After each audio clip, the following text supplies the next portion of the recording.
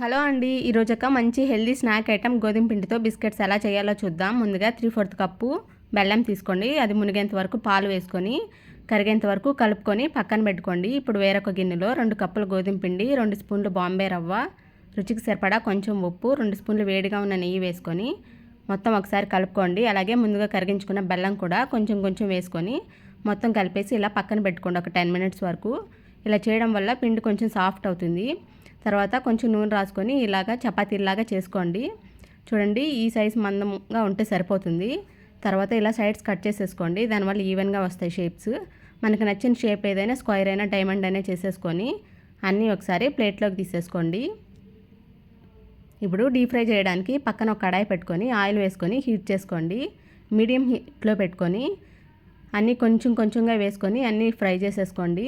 Okay అండి, ఈ video మీకు నచ్చినట్లయితే సబ్స్క్రైబ్ చేయండి ప్లీజ్. Thank you.